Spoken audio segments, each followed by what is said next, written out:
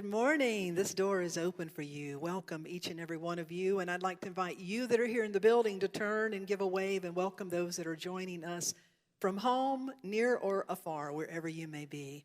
My name is Darlene Strickland. I'm the senior minister here, and I'd love to welcome you to this beautiful, chilly day in our part of the country, but absolutely a beautiful day. Welcome to some new faces. Welcome to some travelers who have made their way home and back, and welcome to each and every one of you. You're in for a real treat today. This month, the theme is called The Blessing. Last week, we talked about the blessing of spiritual community. Today, we're talking about the blessing of stepping up. Have you ever noticed that sometimes stepping up also may involve you to step back? Any of you realize that sometimes you have to get out of the way to be the way? Or you're either in the way or you can be the way. But we're going to explore what it means to step up. And not only with me today, but before our time together is complete, you're going to see 7 other individuals on this platform with something very powerful to share in bits and pieces. And I think you're going to have a cup full and be very filled. So we always like to begin with an opening prayer. I invite you to turn your awareness within. As we close our eyes and turn our awareness within this morning, we do so in the spirit of gratitude. The scriptures say to enter into the courts with praise and thanksgiving. Essentially, it says that we enter into a new state of being, a new level of awareness, when we have eyes that can recognize the gifts, the blessings, the possibility, the potential that is there within any given situation.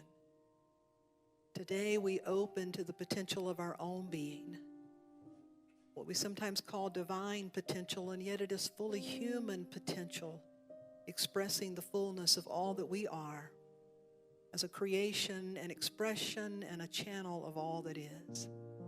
We dedicate this day to exploring what it may mean for us to step up and how we're being called authentically in a way that stretches us into our own becoming and opens us to the joy of our being. And so for this time together, may we be blessed and may we be a blessing. We give thanks in the name and in the nature of all that is. All that is holy. Thank you, God. And so it is. Again, I want to thank each and every one of you for being here. I want to acknowledge Reverend Morgan Barclay this morning, who's going to be working with our children that are 5 or older. And so to our young people, they may already be back in Sunday school, or if they're heading back, we're going to just affirm this blessing that says, we love you, we bless you, we appreciate you, and we behold the divinity in you. We thank you for being here. We have so many gifted musicians and singers in our congregation, and one of the many is Pat Cardwell. He's going to open up this morning with a familiar song by another North Carolina man by the name of James Taylor, a song that says, Fire and Rain. Would you welcome Pat Cardwell with our Unity Band?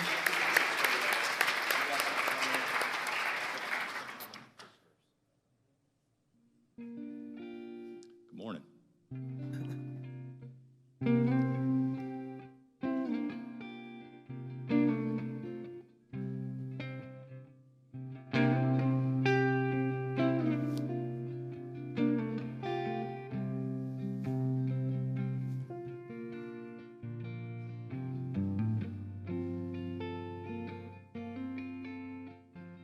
Just yesterday morning, they let me know you were gone. Suzanne, the plans they made put an end to you. I walked out this morning and I wrote down this song. Just can't remember who to send it to. I've seen fire and I've seen rain. Seen sunny days and I thought they would never end.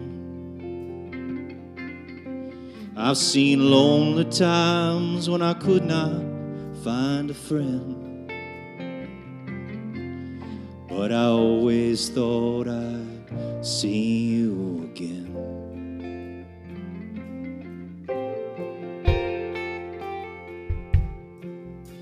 Been walking my mind to an easy time, my back turned towards the sun.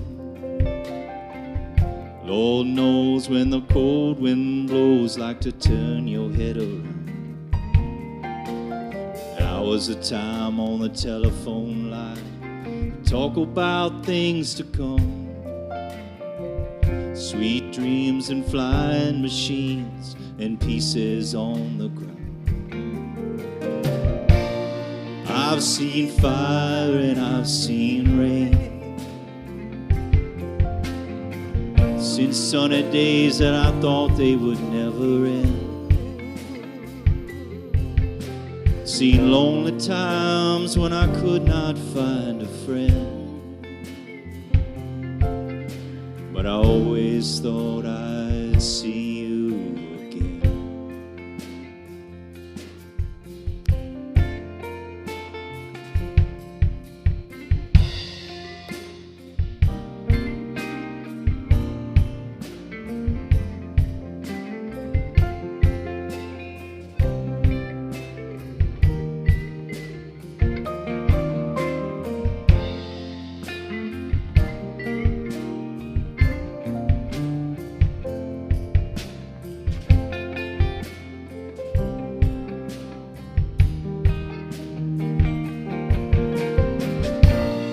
I've seen fire and I've seen rain.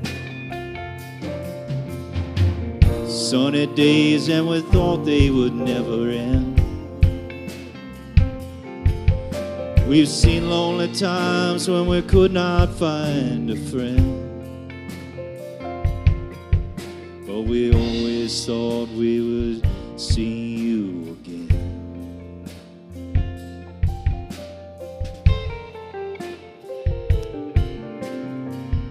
Look down upon me, Jesus.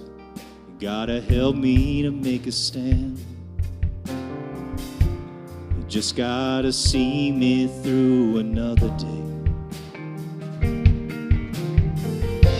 My body's aching and my time is at hand. I won't make it any other way. I've seen fire and I've seen rain. Sunny days and I thought they would never end. Lonely times when I could not find a friend.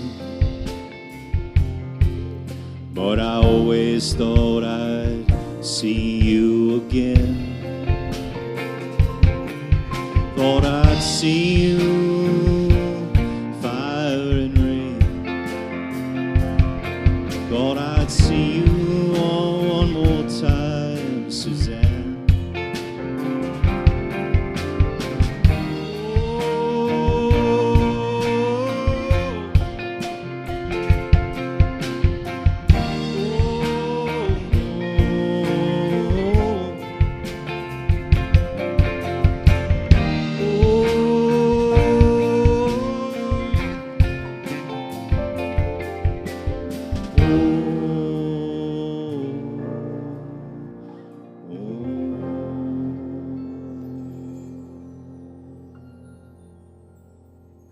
Yeah.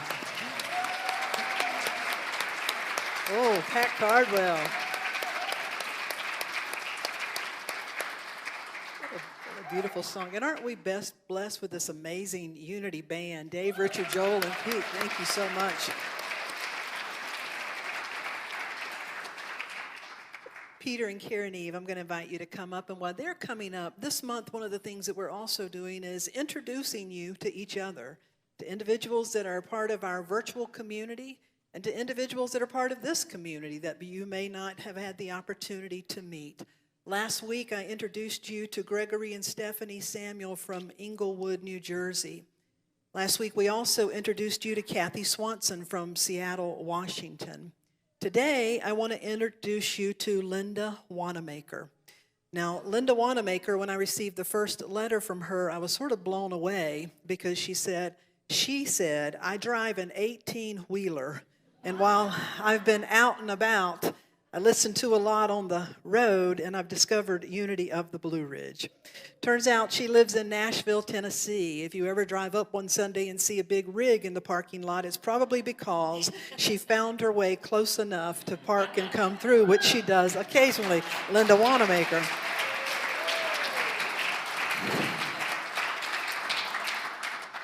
Linda wanted to send this message today. And by the way, turn around and say hi, Linda, because she's joining in this morning. Hi, Linda.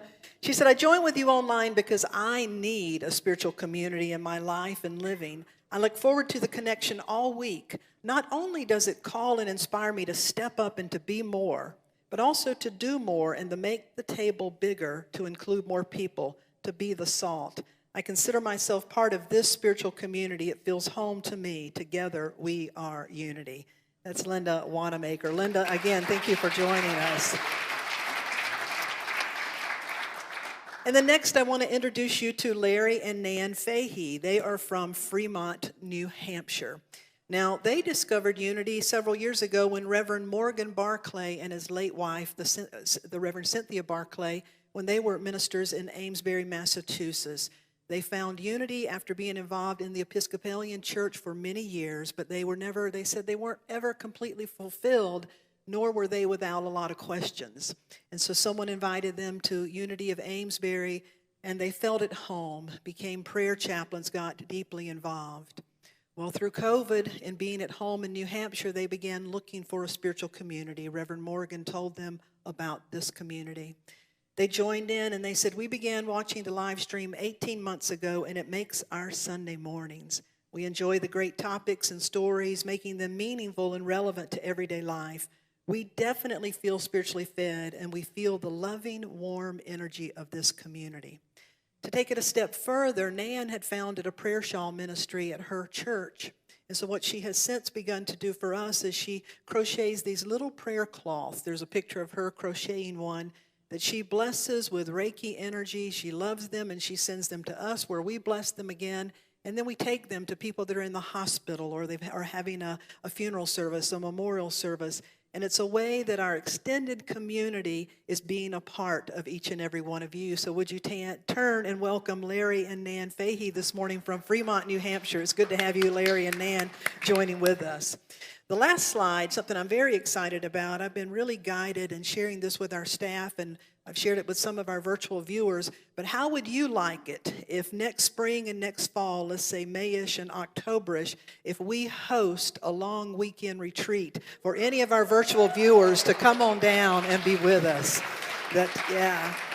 We get to share this radical generosity, and I'm envisioning that they're with us at least Thursday, Friday, Saturday, Sunday with a bang-up Friday night concert, and that we just get to experience and fellowship together. So I'll be calling on some of you who have that spirit of hospitality and like to help with retreats to plan this. And so our live streamers, our virtual viewers, and I just want to just name it, our pajama viewers, those of you that have decided it's more comfortable at home in your pajamas, we're going to invite you to come out at least a couple of Sundays next year and join us for that.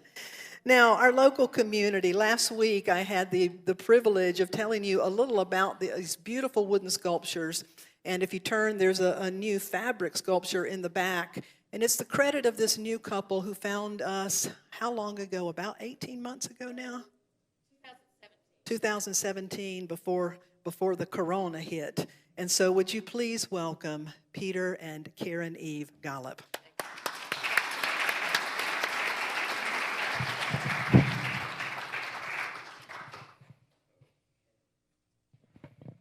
Thank you. I hate to correct the Reverend first thing that comes out of my mouth, but she's got a different last name, and it's not mine.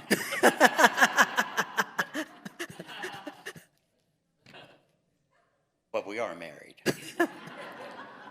So I've been asked to talk a little bit about these. After the Raise the Roof renovation,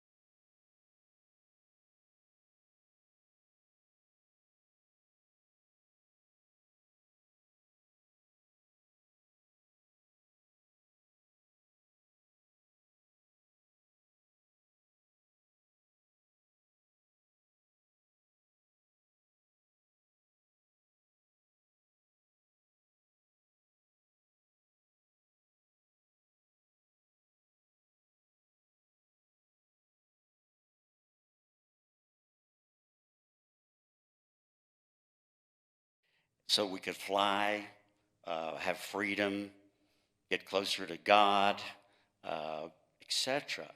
So wings have many colors, and these have many colors. There's black and white and brown and rainbow. Kind of the glass has sort of the full spectrum, like unity. Wings are meant to accomplish flying, rising, ascending, taking us above our tethered experience. Wings are physical, structural, anatomic, like us, but they also suggest a spiritual conveyance, like unity does. Wings, and we as people, also are broken, etc.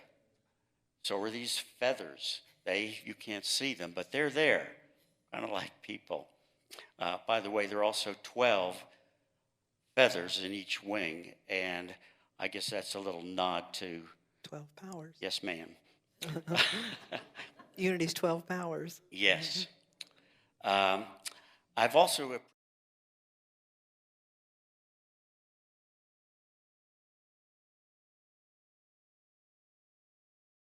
maybe they didn't get enough airtime, so I thought maybe putting something out in a plane that was closer to them and bringing up, it might help us to see those some more. They're heavenly, and so I made these wings as kind of a bridge. Well, unity is a spiritual bridge for us. So I envision what you see here now.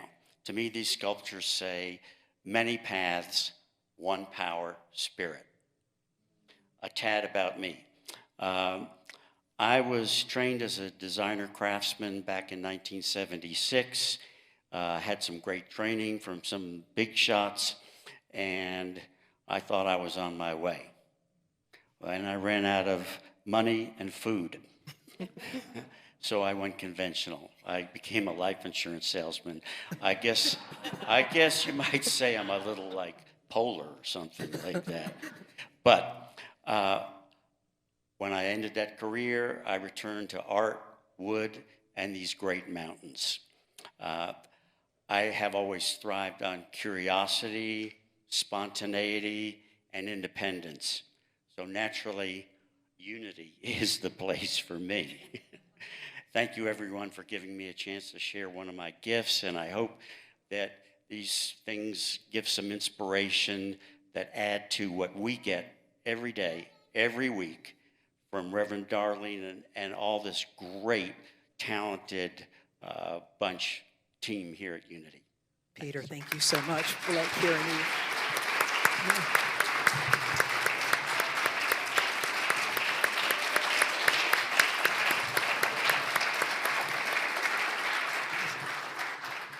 I have to tell you something funny. When I was meeting with Peter a few months back talking about this, and in the course of conversation, I said, well, gosh, there's so many things you can do. And he said, well, there's one thing I can't do. And he said, that's play the piano. He said, I am Jewish, and Richard Schulman is Jewish. And he said, occasionally people thank me after the service for the wonderful piano playing. But he said, so now you've seen him without his mask.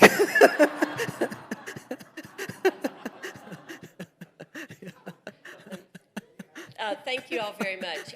I am from a Mountain Baptist family. My family had been here for over 200 years in Henderson County, and while I was away for many years, I came back. And I grew up being taught quilting and sewing and canning and preserving and all the traditional Appalachian arts by my mother and my grandmother and 4-H. And I have a great values for nature and for stewardship in any fashion, for using everything. I love design and creating. And it's not surprising that about 5 or 6 years ago, I walked into the North Carolina Arboretum, and I saw the work of Dr. Terry Ashley, who is here today. And I saw her photographic exhibit, and I absolutely fell in love because it was photographs of cells, primarily, that she does under the microscope. And I envisioned then, when I saw those, that she and I might collaborate and work together, because I saw God's stained glass in all of those cells. And the result of some of that work over the many years that we've been working together is the piece in the back that's called Nature's Cathedral. And when I heard Reverend Darlene talk about Nature's Cathedral in a number of services, I thought, well, it's back from a show. I would like to give it to Unity.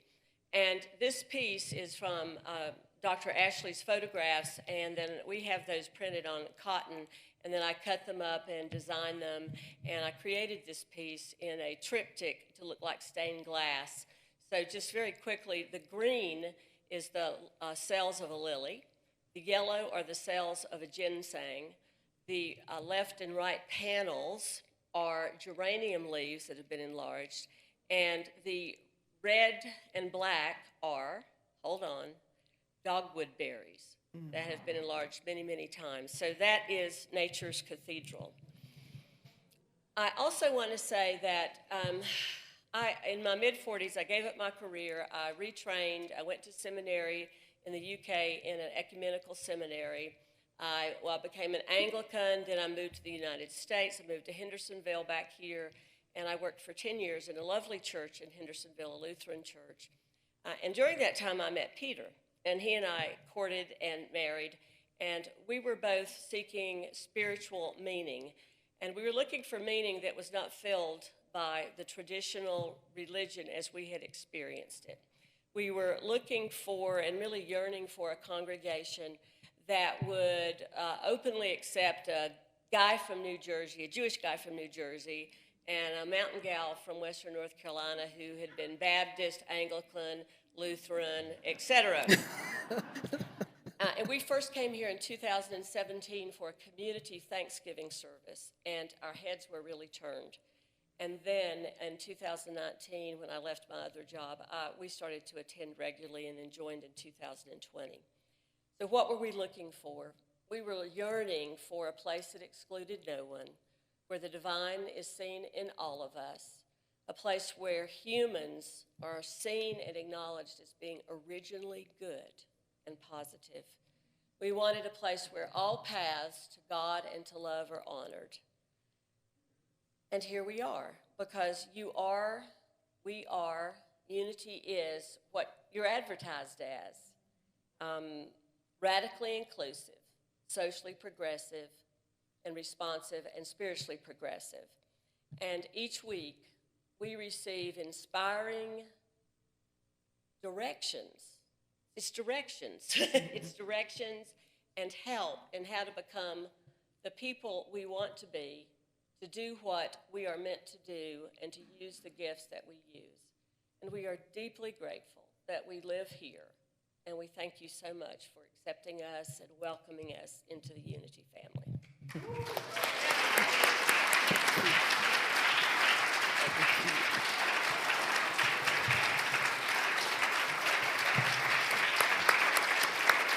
Peter and Karen Eve, come on up, Mary Kay. Come on up, Mary Kay. What a blessing it is to have the opportunity. You know, I feel so blessed because I get to know little bits about many of you. And so, as I said again, this month we're reflecting that back to you.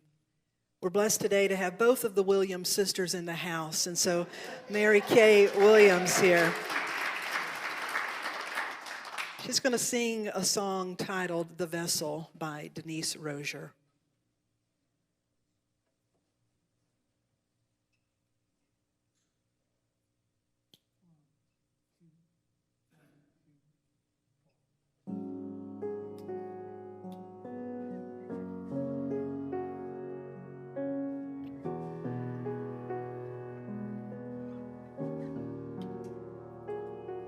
My love is a river overflowing. My soul is a fire with embers glowing. I am a vessel of divine expression. I am a vessel of God. I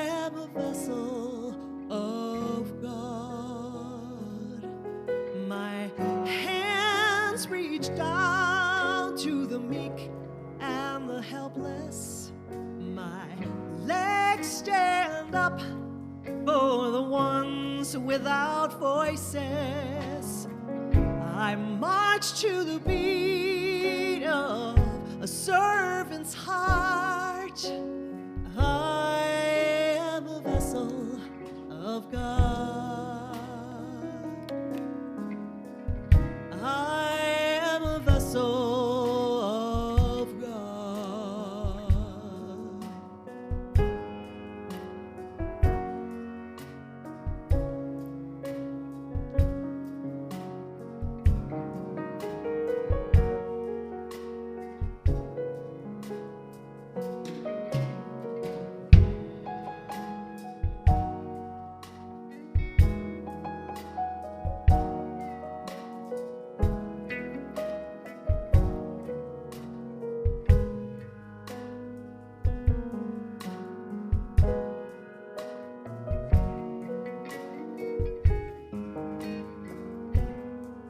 My words speak of comfort and acceptance.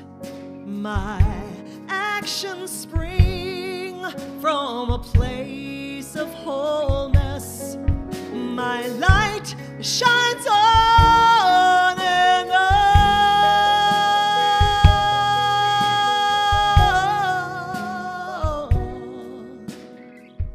I am a vessel of God. You are a vessel of God. We are vessels of God. Fill me with that spirit. Fill me with that goodness. Fill me with that power. Fill me with that light. Fill me with that spirit. Fill me with that goodness. Fill me with that power. Fill me with that light. Fill me with that spirit. Fill me with that goodness. Fill me with that power. Fill me with that light. Fill me with that spirit. Fill me with that goodness. Fill me with that power. Fill me with that light. Fill me with that spirit. Fill me with that goodness. Fill me with that power. Fill me with that light.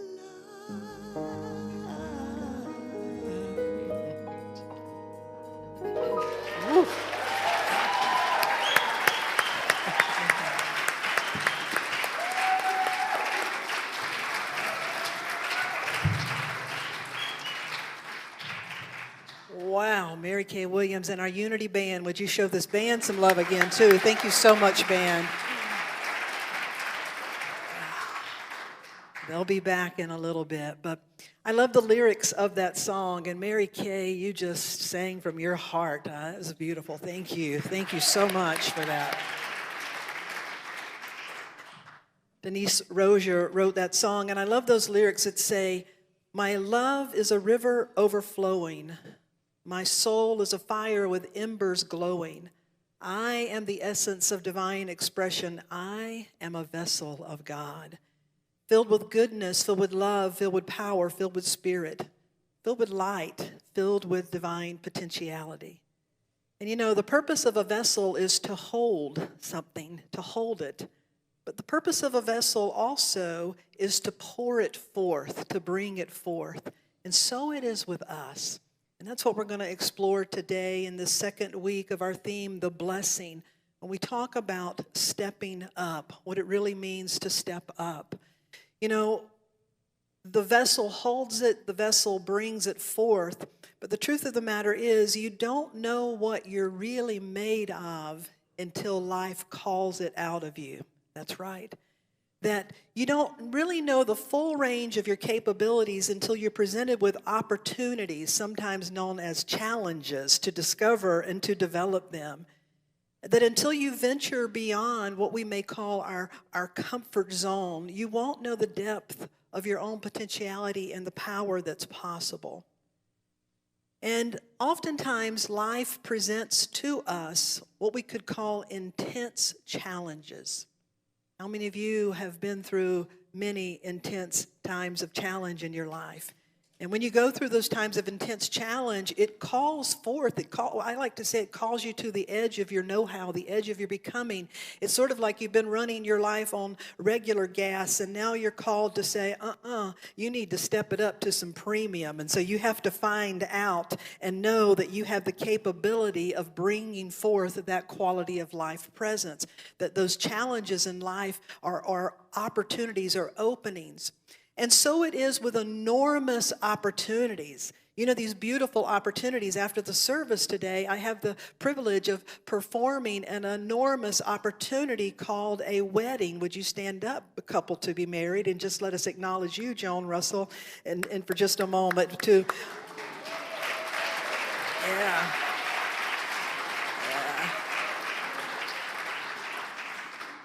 Edwin and Joan have been presented with an enormous opportunity. And you know, enormous opportunities come in many shapes and sizes, but they also call us into a new level, a new way of showing up.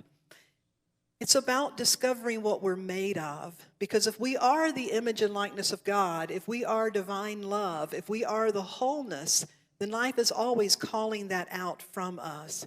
And here's the key, here's the essence of what we're going to look at today, is surely life always creates those opportunities, those occasions, those openings. Life will happen. There will be the challenges and there will be the great opportunities that will bring you into places where you really need to bring forth another level of resourcefulness.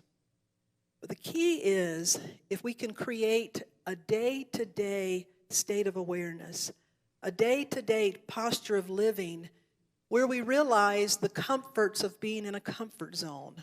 We all need a comfort zone. We need the comforts of a comfort zone. And yet we also need to acknowledge that a comfort zone is constantly meant to call us into what we could call the possibility zone.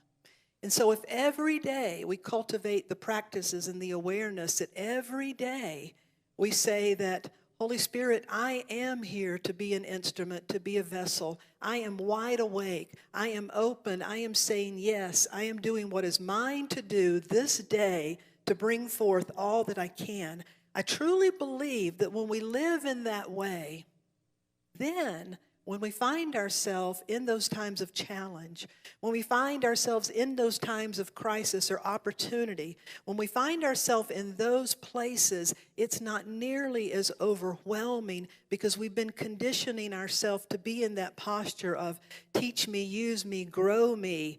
And then what tends to happen is when we find ourselves in those places, it's as if the universe says, okay, I've really grown you, so now go forth and discover the new wings and the new roots that you have.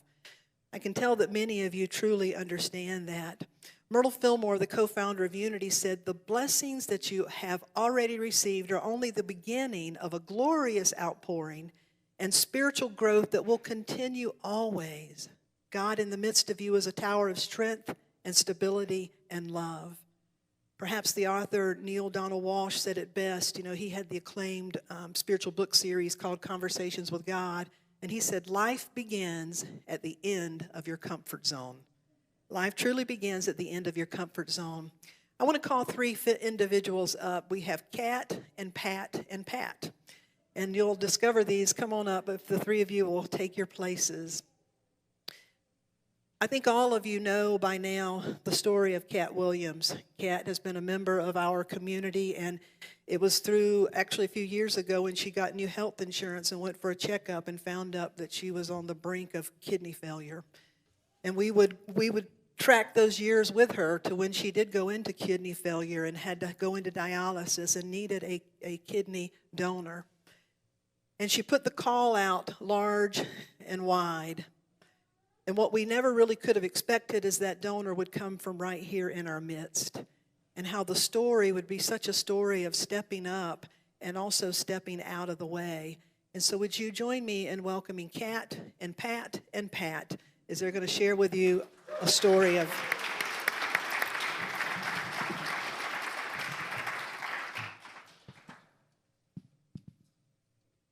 when life presents you with an opportunity, say yes until you have to say no.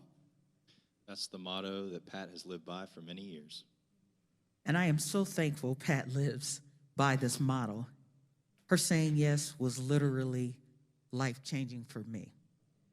I learned about Cat Williams right here at Unity in 2014, where Richard and the band and Cat frequently rocked the house with their energy and talents. And I saw Pat in the audience, but I didn't know her. Fast forward to August 2016. During a Sunday service in August 2016, I shared something very personal.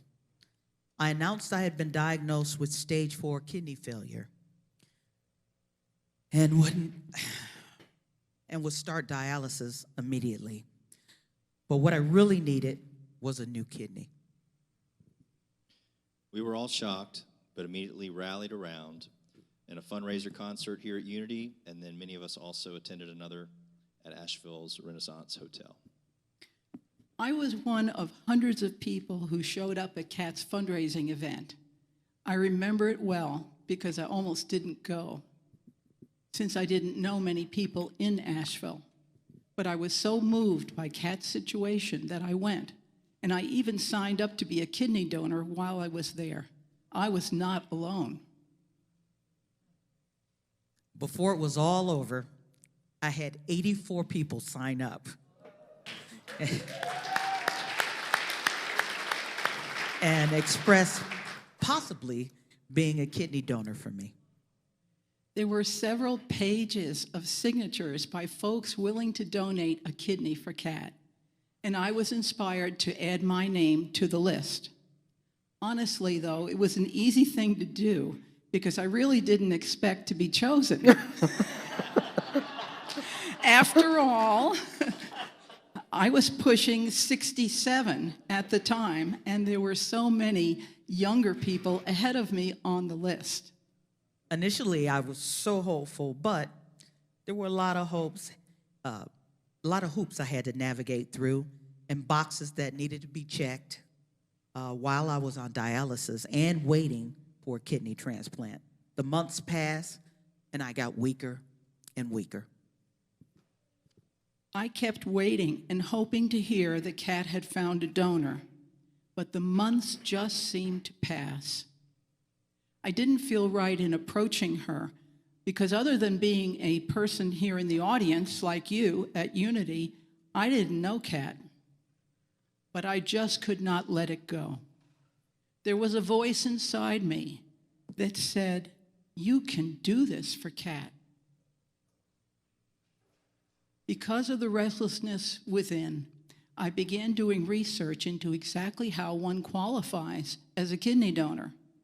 In October, which was 14 months after I signed up at the Renaissance, I contacted Emory University, where I heard Cat was enrolled for the transplant. I filled out their questionnaire and designated her as my recipient. Emory interviewed Pat by phone and ordered preliminary lab tests. They then called her back and said your donation was not necessary, and that was all the information they could give. So I thought to myself, was this some kind of cosmic curveball that was going to take me off Cat's donor list? I needed to know. On Sunday, November 6, 2017, I decided to talk to Cat, and that was something I had not done before. It was after church. As the church was emptying, I approached Patrice and asked to speak to her and Cat about kidney donation. After Cat had finished greeting everyone, she and Patrice came over, and we sat down in the back of the church. I was nervous. I introduced myself and explained that I had been waiting since August of 2016 to be contacted about my interest in being a donor. I told Cat that I knew somehow I could help her. It was a certainty that was coming from knowing that I was in great health, even at 68 years of age. And I had asked Spirit to help me do this. I remember that day. Pat explained that she was in great health and had longevity and good health in her family and could be a donor for me. I said, I hope you're the one. Patrice and I were both moved and sort of awestruck by what she said to us. I explained to Pat I was running into endless hoops and seems to be at a dead end with Emery. Honestly, I wasn't sure if she was just some crazy church lady. But she did spark my hope. By that time, I had researched kidney transplant programs and knew that Duke had a program. So I suggested that she contact them. I also learned that they had not found a donor yet. When I left that meeting, I felt that Kat was not really believing that I meant I could really be her donor. Why should she? She didn't know me at all, and I was 68 years old. Who would have a decent kidney at that age? However, I was more certain than ever that I needed to move forward. At the time, though, I was 24 pounds overweight. That was definitely in the obese category. According to my blood tests, I was 1 point away from being pre-diabetic. I had learned that kidney donors needed to be in top physical shape and that people with diabetes or pre-diabetes could be excluded. So it became clear that if I wanted to be approved to be a donor for Kat, I was going to have to lose a lot of weight. So I began a weight loss and exercise program in October 2017 in order to get to a normal BMI. I got to work and started losing weight. 2 months later, Kat did the Christmas concert at Unity. Afterwards, she greeted folks as they left the sanctuary. I waited in line, and when it was my turn, I told Kat, "Give me a really good hug." She sure did. But please note, side note, this was pre-COVID. She told me to give her a really big hug, and I asked, why a really big hug? "Because, Kat," I said, "I have a kidney for you." And I took her hand and I placed it on my back, on my left kidney. She smiled and said, "Thank you." I said, "No, really, it's yours when I lose a little more weight." There was a feeling deep inside me that I could meet the qualifications, that this was mine to do. Now I needed it to happen before I turned 70 because that was the cutoff of most transplant centers for living donor donation. Pat sparked my hope again. But on my end, I felt like I was running into endless circles and dead ends. And the dialysis was taking a toll on me, mentally and physically. I was no longer able to work, and I was exhausted by the entire process. Time passed, with life events occurring for both of us. I had lost the weight I needed, except that now I was running out of time to become a donor.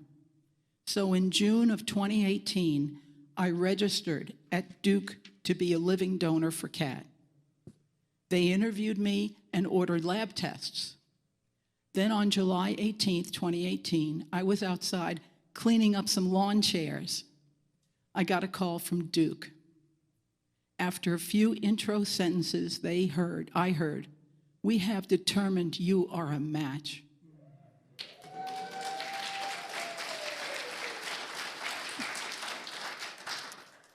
Stunned, I asked her to wait so I could sit down. I asked her to repeat what she said. "You are a match, and now we have to do more tests. can you come to Raleigh-Durham for 2 days to meet with us and do more tests? Of course. After I told Linda, my partner, I picked up the phone to call Kat and share the news that I'm a match, and I was going to Raleigh for 2 days of tests and interviews. She broke into tears and said, I've been sitting here at the house, and just now I was praying for a miracle. She's not kidding. I just said, God, I need a miracle. And then Pat called and told me she was a match and that we're going to Raleigh for the final testing. Throughout the time it took from October 2017 to August 2018, I always sensed that I could do this for Kat. I knew that Spirit was helping me, but it wasn't enough to just meet the physical requirements. I had to say another yes to Spirit to make it happen. Early on in my meditations, I had received a message. If I allowed my ego to take over, that is, if I thought it was all about me, this transplant would not happen. This message remained constant. Spirit gave me an opportunity to put aside my ego, stay humble, and stay focused on the goal, which was to help Kat. Only if I did that would the transplant happen. The promise I made to Spirit was that I would do my best to keep my ego out of it. The practice I followed was to not discuss what I was doing with anyone but Linda and Kat. A week after my visit to Raleigh, I received another call from Duke. The transplant coordinator said, we reviewed all your test results, and then we went around the room with every member of our donor transplant team. It was yes, yes, yes, yes, yes, yes. It was a unanimous yes. I had passed with flying colors. It was a go. I called Kat right away. I really don't remember that conversation, except that we were both whooping a lot. So the following week, I went to Duke for my final test.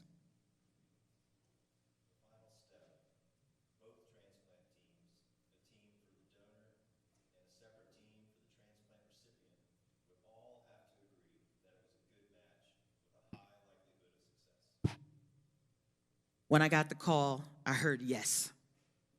I did the hallelujah happy dance, probably like you've never seen before. And I said, thank you, God, and thank you to Pat for this miracle.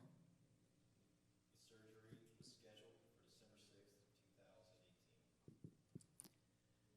2018. Kat and I had agreed that we would take 2 cars to Duke and leave together the day before the surgery. Kat and Patrice led the way, and Linda and I followed in our car. We drove straight through on I-40 for a few hours when Kat called and said, we got to find a bathroom. So we followed them as they exited. Evidently, they were in a hurry because they took a sudden right turn and headed down some road. Then, for some reason, they turned right again. We had no idea where we were going. We just needed to get to a bathroom fast. With no gas station and no restaurant in sight, we turned down a side road and saw a building. We were in the middle of nowhere, so we just followed them. We turned into a driveway of a building, and we couldn't believe it. It was a church. A unity church, the unity of Winston-Salem. We pulled into that Unity parking lot hoping to find a bathroom, but the door was locked and there was nobody there. So as we turned to return to our cars, a car pulled up. It was a woman with 2 of her kids, and she was going to take care of something at the church. OMG. How amazing is that? We all went in, used the bathroom, then had a great time to get to know each other. That woman who unlocked the church and let us in said her church knew about Unity of the Blue Ridge. And she even knew about Kat and her needing a kidney. She was so moved to be a part of the story. I tell you what, I'm still amazed about that. Me too. How did we find Unity of Winston-Salem without even trying? Gotta love the spirit of unity. After that synchronistic, divinely appointed stop at Unity of Winston-Salem, they headed to Raleigh.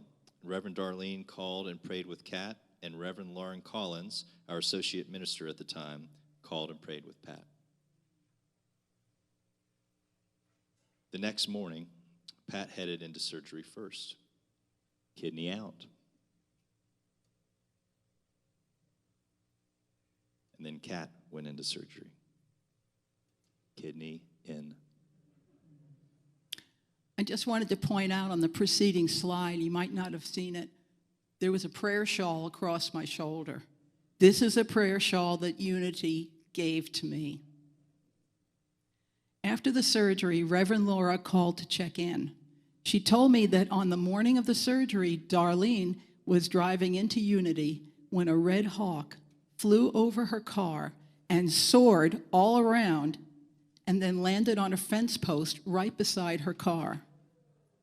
Darlene took a photo of the red hawk and showed it to the staff because it was such a powerful experience. I could not believe it, but then again, I could.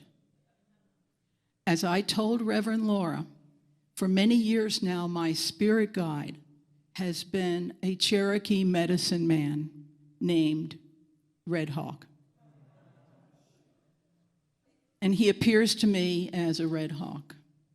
So on the day of our surgeries, Red Hawk shows up at Unity, making more connections and letting all of us know that Spirit, our guides, our angels, Heaven team is right here with us. And Red Hawk was probably thanking Reverend Darlene for her prayers and the prayers of everyone at Unity. Powerful medicine. The whole journey, the entire journey was like magic. No matter how tired my body was, how mentally drained I was, the things I really need just kept showing up.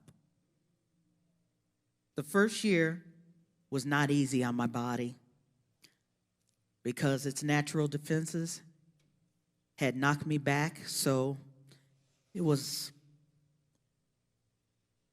would not fight against a foreign kidney. For a year, I was in and out of the hospital, taking lots of medicine and working to adjust. But I was never alone. Many of you called, prayed, and brought over meals, sent cards. It really made all the difference in the world. Today, both Pat and I, we're doing exceptionally well.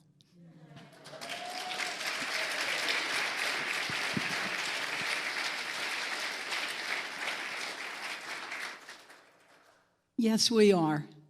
It has been almost 3 years since I donated a kidney to Kat. We have kept things anonymous to respect each other's privacy. But now I am moved to tell my story in order to encourage others to consider living organ donation. The opportunity to save a life has changed my life. How many people get to do that? And also to bear witness to the power of Spirit moving as that still small voice in us. The one that says, you can do this to help others. You are not alone. You are guided by love and all that is. When life presents an opportunity, say yes until you have to say no, because every yes holds the potential to learn, to make connections, and grow anew. How has this experience changed my life? It gave it new meaning, a reason to say that I could continue to give and serve the greater good, even as my own life winds down. It was such an honor to be able to help Kat. A little piece of me has given her life and the opportunity to do great things with her music and her chosen work. As we age, there is a cultural bias that wants to make us less and less relevant, less and less of a force in the world. Organ donation is one way to go on, to do beautiful and loving and important things, even if they aren't really ours. I am so grateful to have been a part of Kat's journey, and so thankful to all of you at Unity of the Blue Ridge who have lifted us up in prayer and support all these years. Well, of course I cried. I'm so grateful to Pat and to what we named the new kidney, Sharon Spare.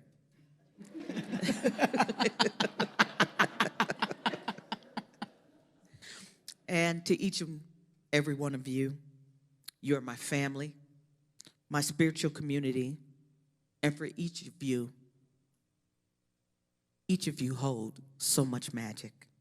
And together we can create such powerful magic and miracles. I know God brought me into this world for a purpose and gave me gifts to use. I'm going to share all my gifts knowing that God gave me this. And we've got this because we've all got each other.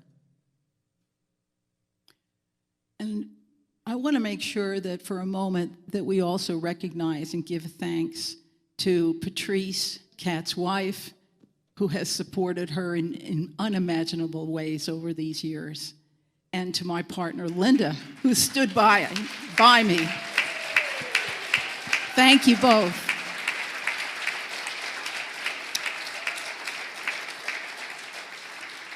So in closing, when life presents you with an opportunity, say yes. Say yes, and then say yes, until you have to say no. Because in that yes, there is magic. Thank you.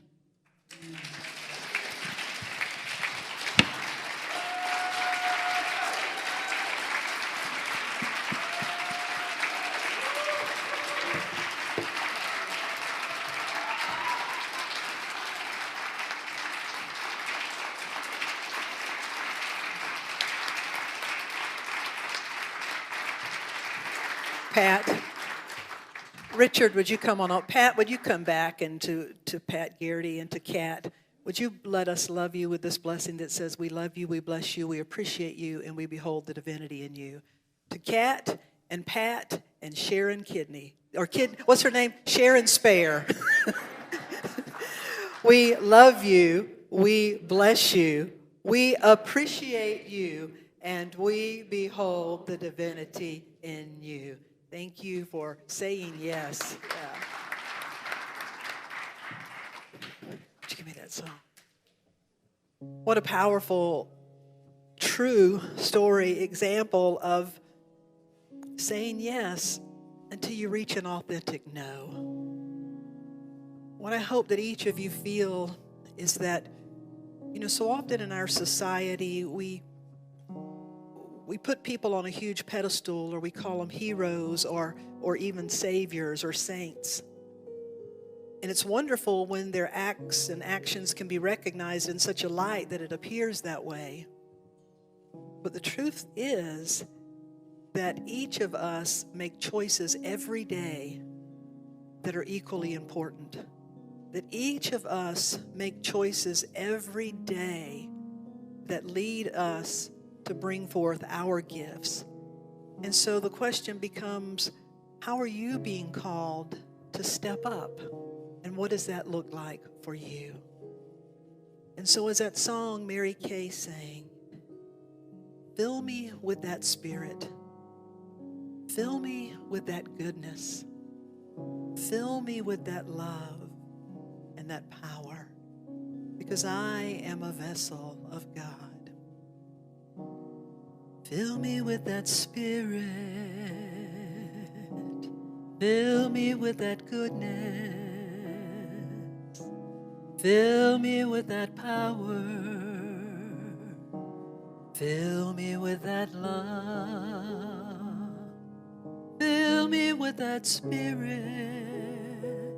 You fill me with that goodness. You fill me with that power. You fill me with that love. I invite you to close your eyes.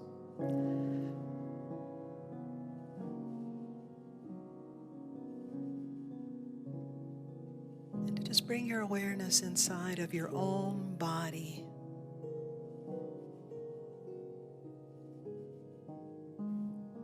Your sacred temple. Your presence of being.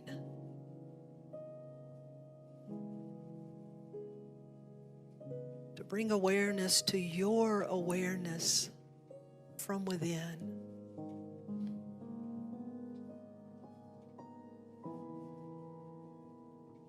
Each and every being is created with the gifts that are needed from that being.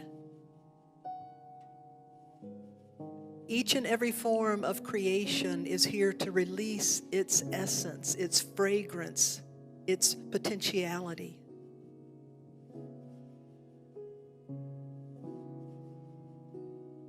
Today we remember that truth. We remember it for ourselves. We remember it for one another. We remember it for the times that we can truly celebrate and see it. And we remember it when it takes place deep breath by deep breath, step by step. May each of us know that we truly are on our soul's path. May each of us know that the choices we make are calling us to discover the gift of all that we are as an expression of all that is. May each of us know that we are called to step up in a way that is unique. It is not a one-size-fits-all. It is very personal. And so you know from within when you're called to step up or step back, when you're called to give or receive, when you're called to stand up and show up and speak up, or when you're called to listen and learn and allow. Let grace hold you. Let love hold you. Let your potential become your zone. That within your comfort zone, there is always room for more to be revealed. That within your comfort zone, there is the assurance of knowing that there is more than meets the eye. That for as long as I am in here, in this life, in this body, surely I have something to be brought forth. And for this I give thanks. You are a vessel of God.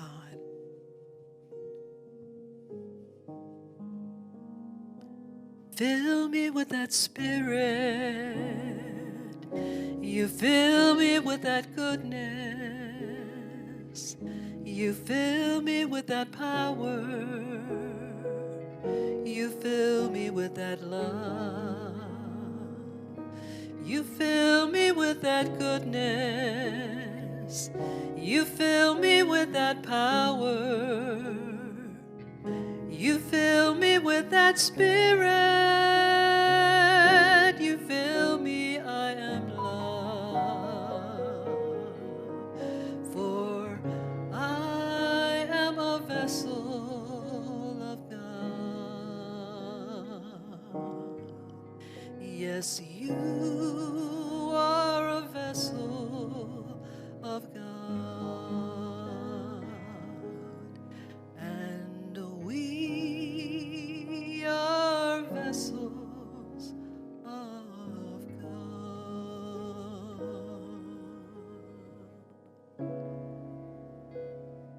thanks, we give thanks. And we know it is, and so it is. Amen. I am a vessel. As you bring your awareness back, would you please stand and just give that namaste welcome to one another. To turn to our live stream and give that namaste welcome to each and every one. Kat and Mary Kay, I'm going to ask you to come up. We're going to invite the Williams sisters to come up, and they've got a powerful song by Ricky Byers Beckwith. If you want to be seated, we're going to ask you to just enjoy this song, and then we'll come back together. Can you sing, Kat? Can that kidney sing?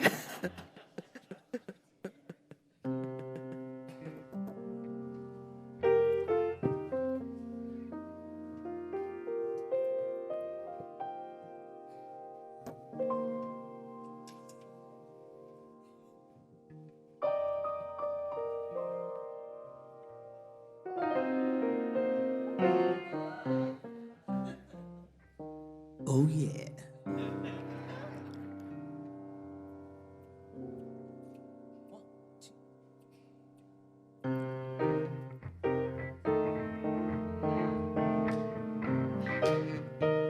Put your hands together.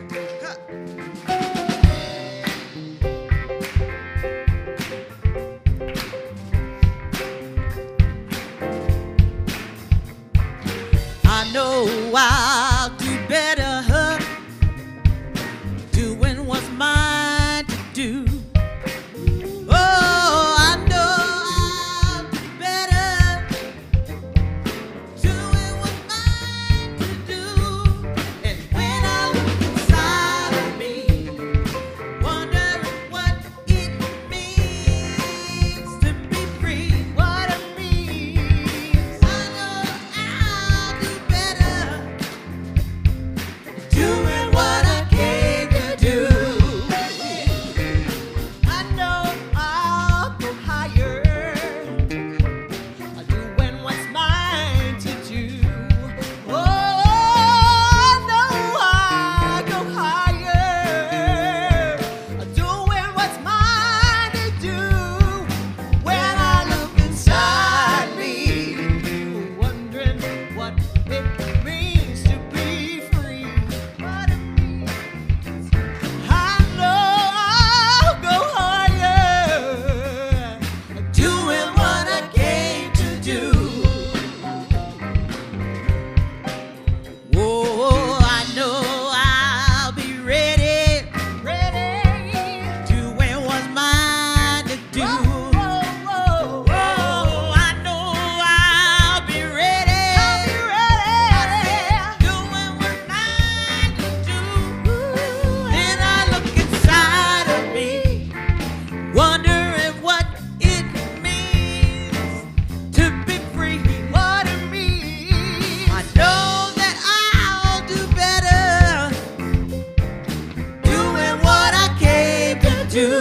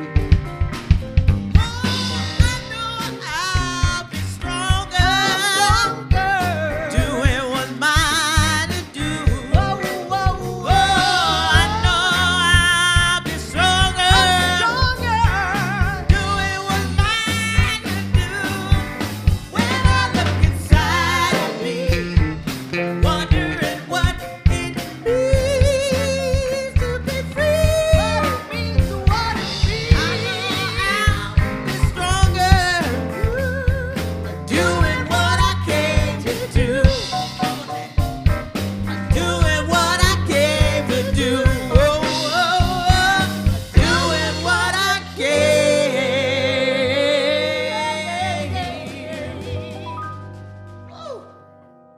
to do.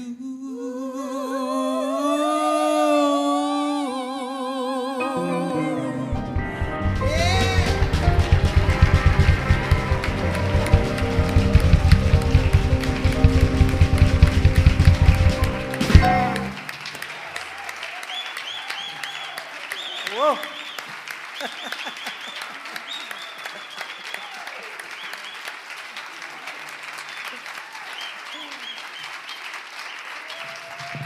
Woo. Somebody around here used to say, if it gets any better, I believe I'll levitate. I know exactly how they felt. Just a few closing words from, I started to say the Reverend Dick Allen, and if you know this man, come on, Dick Allen.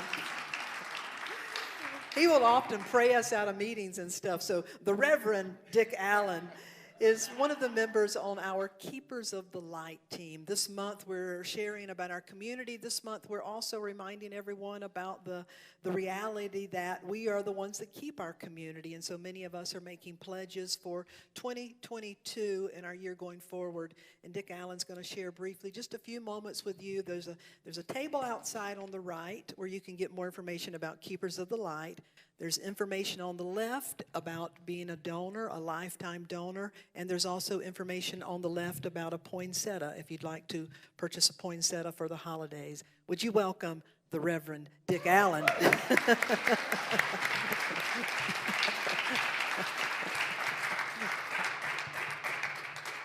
Well, I've heard of shade tree mechanics, but I guess I'm a shade tree reverend. But I had all these beautiful words written, what I was going to say today. They've all been said 2 or 3 times. And the stories we've heard, I, for one, am not creative enough to make that up. So it has to be the God's honest truth. And as many people have said before, you just can't make this stuff up. Amazing. It is amazing. Miracles happen every day in every way, and for sure every Sunday in this place. And whether you're sitting there in a seat or sitting home in your pajamas and you're watching it online or in an 18-wheeler, it all happens. The special stuff happens. If your heart's right, your ears will get the message, your mouth will repeat it. We are so blessed here, and unless this is your first time in unity, this is no surprise. This is not any special Sunday. It's just more of what we experience every Sunday. This is us. This is who we are.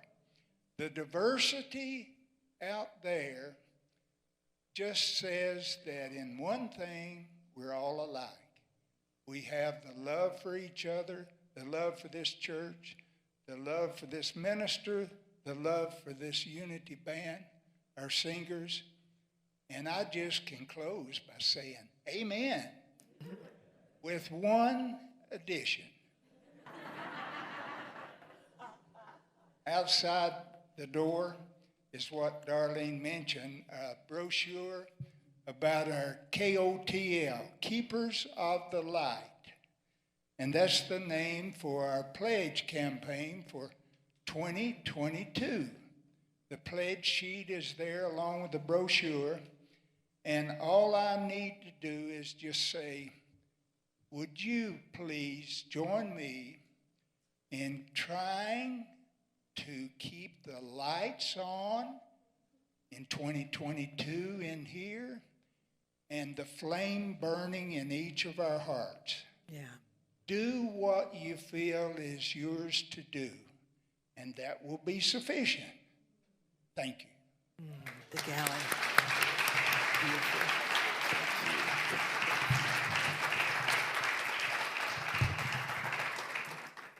Thank you, Dick Allen.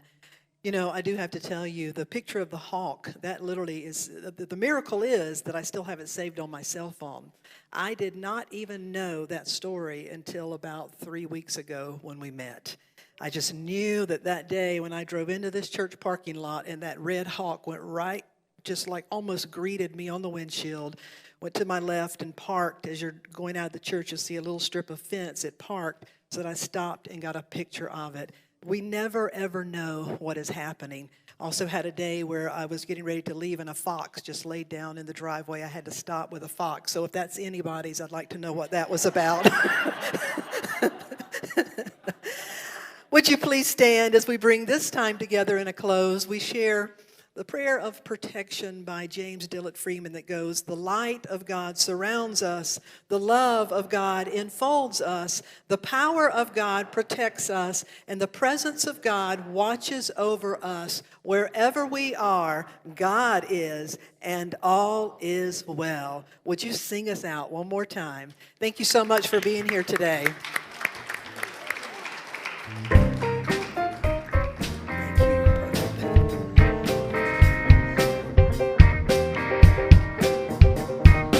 I know I'll do better doing what's mine to do. Oh, I know I'll do better doing what's mine to do. And when I Hi, I'm Reverend Darlene Strickland, Senior Minister at Unity of the Blue Ridge, and I want to thank you for shining your light. We need unity, and unity needs us.